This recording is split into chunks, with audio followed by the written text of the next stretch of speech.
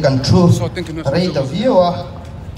amero chu dar so pakata tran kan han tina a anin ha khom chung le helaya anin buat sai chung in so pakhat le chan ve ve la kan trana ei duna hianin dakar chan ve dakar khat king lo deuh minit songa bor vel chia kun kan manga amara chu hei ni sa me ma kholum lai te ni ya tu ba ki tu soi kha om to chuang lo wa zelai local khom te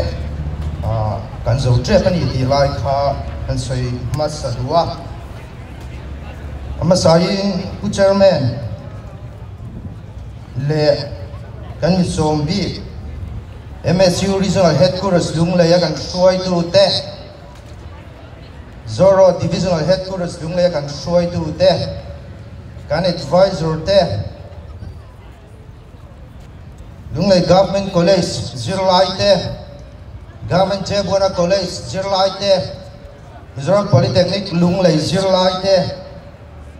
helai muna rongkal zong zong te hei tuna po lunglay district kan MLA pani in ron tel puya le kan trong she pha zong zong te he program lo thil tu zong zong te in zawai MZP headquarters lunglay mingin chibai kan bu cheu ani tu ka sei rei don lowa amai ro chu ka ngai poi mo zong le ruinia helaya hun kan man chana te tlema zong ka sei dona ruinia tang tundar kar tang hian zirlai local content real rungai tuana seng thaila kan du chu ruinia lai program kan kal chan ang tak hian ram le nam mangai na ril ru u le naw in mangai na ril ru in pum khat du na ril ru puthar turin kan som masa cheu ani e kan sia theu angin tuna Manipura Meitei le Tlangmi tribal kan ti te in kara buaina in mu thiam lo na in tual vuak na in tha na biak in suwa sam sak na atheng me kaniya MZP ang te ami zo mi pui sim ang te pon poi kan tia kan tor puya social media thengin kan huwa he buai nei eng wanga chuak nge ani ti hi kan soi ma sadwa kan sia thawangin Manipura khuanin Meitei ku majority an nia anam tamber an nia Kuki Tlangmi Zofa te nampeng chi sang an cheng boka Naga damtlem an cheng bok ani Meitei te khu schedule khas quota an nia Duna khuan tribala kirtumin schedule tribe central sarkar noya an deal mek ani chuti mek lai chuanin khung laia namdang tribal Tlangmi lo om ve te kan unau te le nam then khat te no kan ti ma chumi awang chuan kumsang ni le sompanga khan Manipur assembly in Bill Pathum Apasa chung the chu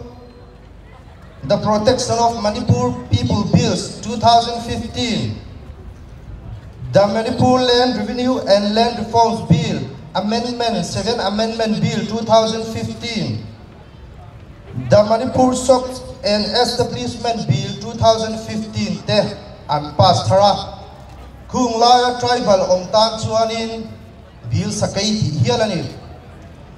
henga wanghian an nam ameitei bila in hung bin du na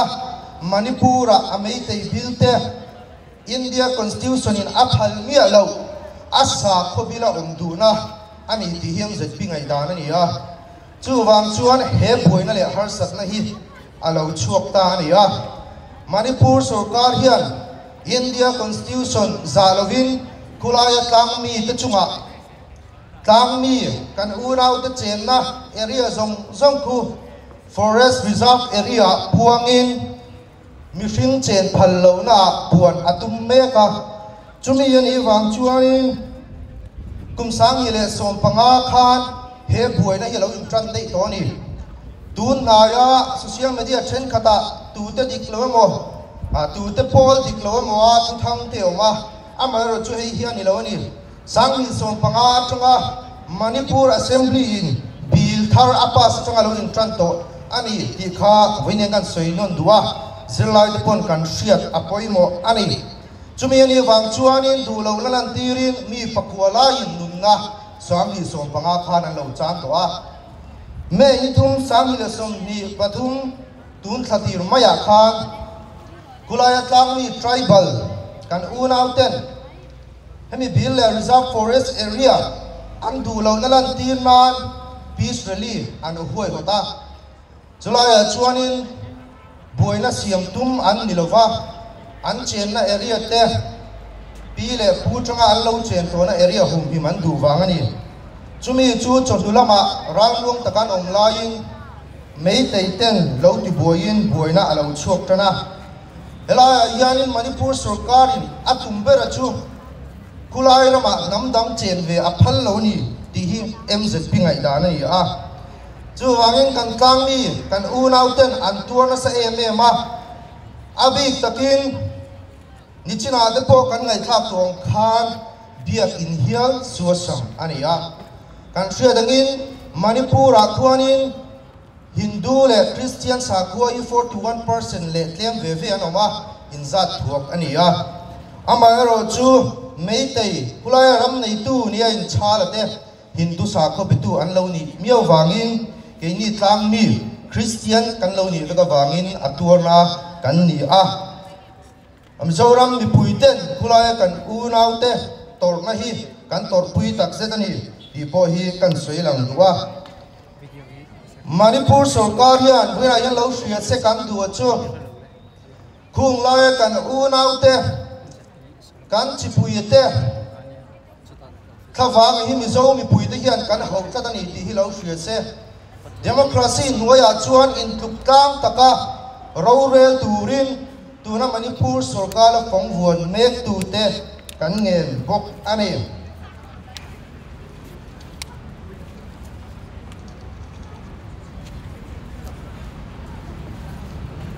anchet dana hi human rights palzut na ania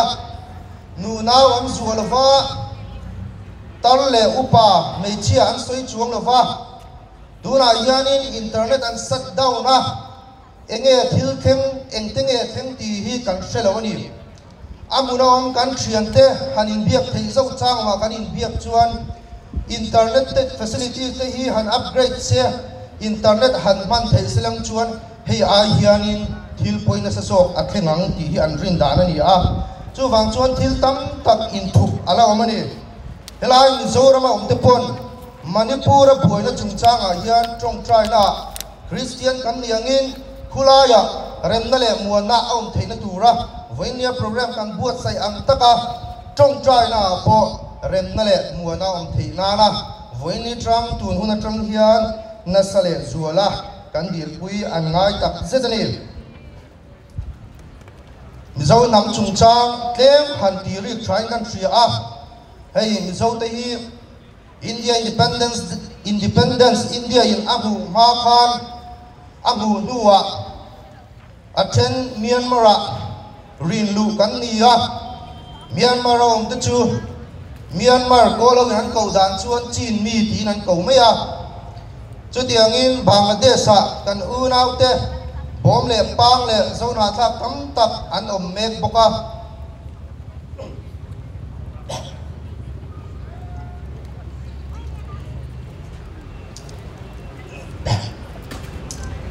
tuna har satna tok mek Manipur a khuanin kan unaw tam tak tu kite thadau te paite mar le ham sang sang an om bokani chu tiangin Tripura te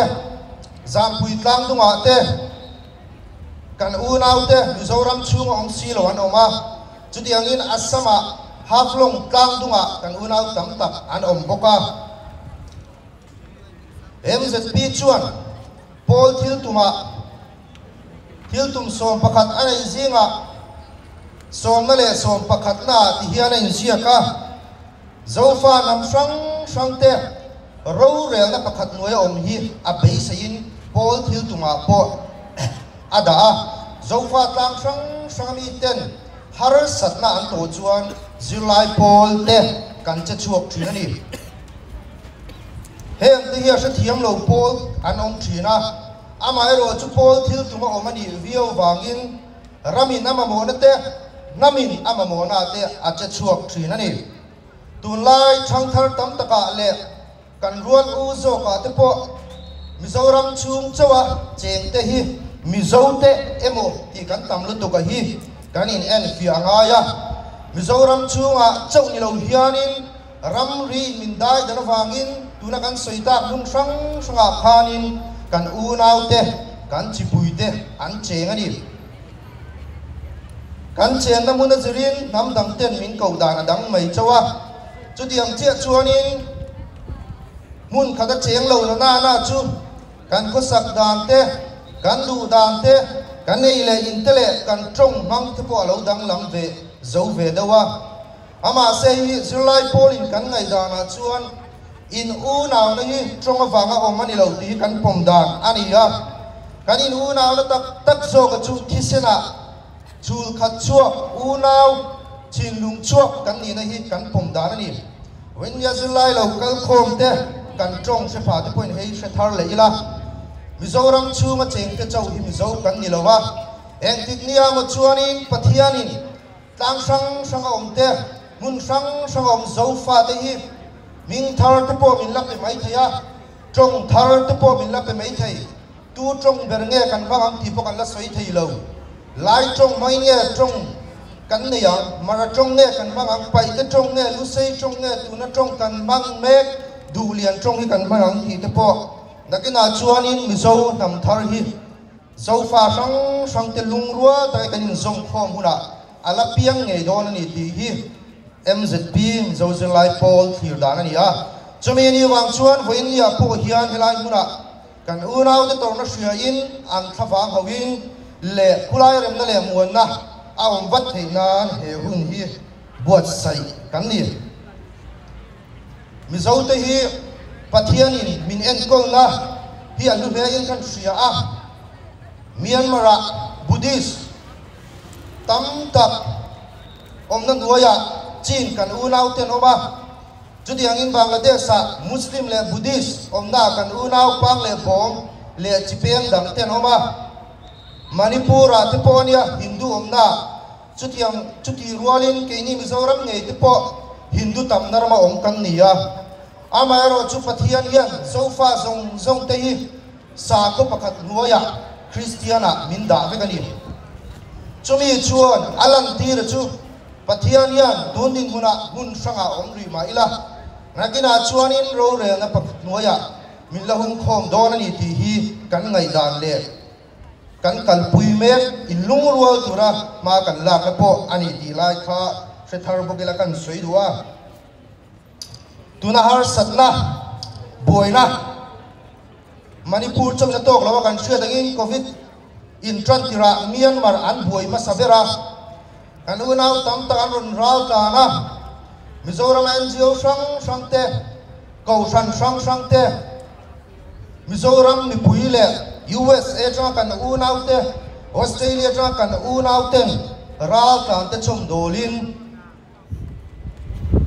na sa takin kan thoka an thokani chudi lai chuanin mani loka Bangladesh sa kan unau ten har sana an tok velia Tripura lama po tundin muna kuanin har sana tok thei mek an ni le a chudi ang bokin Manipura tuna kan tok mek ani he kan har satna kan tok mek a hi in pum khatnan mangila tlang sang zo fa ten hei hi mangai tharnan mangila in pum khat du na thin lung puila in som khom du na thin lung puila nam chak zo nam huai sen nam rin om ni turin pathian yan min duwa heng kan har sata to me ki mal somna changse ti hi kan du dan ani a chutiang tur chuanin keima ni theu kan poimo a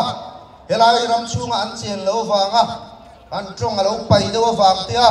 kan hu mi zo lo riau na thin lung te hi với ni trong chuan bảy tharila trong in ang lâu đâu mà xe thì sẽ này unau cắn nia unau cũng khát cắn ni thì hi sẽ thar lệ zua lang u chú đi mẹ lại hay ni china report cắn ngày khác càng khan mi zanga chuang anon ral tan to Manipur tangin Mizoram chunga cheng Mizo te bok kan poimo le don social media mani thut muna changa phone khoya han hial pui dona rak ve thei sathia tam tak kan om hi poi katia kan unau po an dilova Mizo po an ki du nei nem tiang trong kam te om tri amar chukan soeng khan kan om nam hun asang toa kan chet ve na kan environment in azir lo wangin unau melte kan lo in hai to na sa a Mizo nam le Mizo nam nge te po kut te kan lo in thap to ani he kan har sana to hianin Mizoram chunga cheng te a ngai tu na thar thinlung thar puila unau kan ni na te in som khom du na thinlung te nei turin kan som bok choni atop lam kan hayanga Manipura kan unau zofa sang te wene heun kan buat sai chana hinang mani ta ni a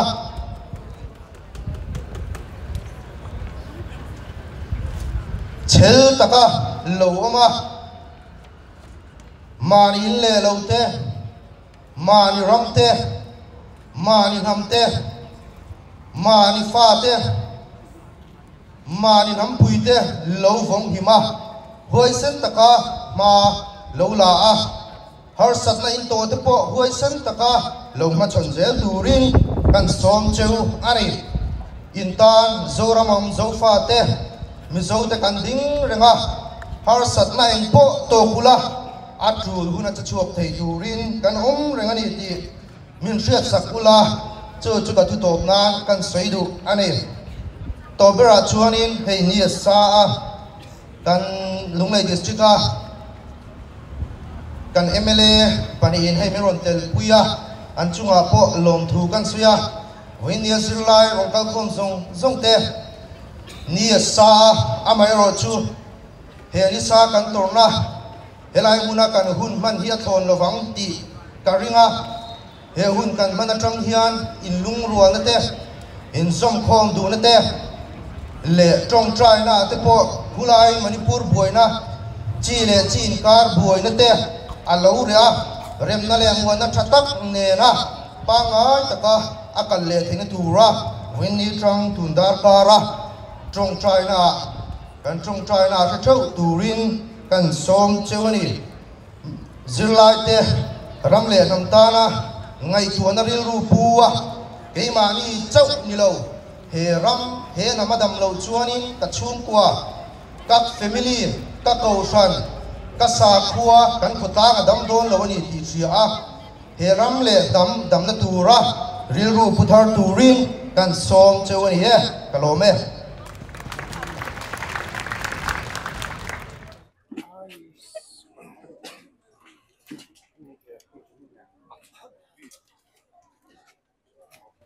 oh hey kan resolution aron da so chu nia pakhat na Manipur sarkar che dani India constitution palzurna nia wangin arang theyang beri central sarkar in ro se panina Manipur sarkar che dani namtem zo kachin ral tumna nia wangin central sarkar in mal ro se Manipur har satna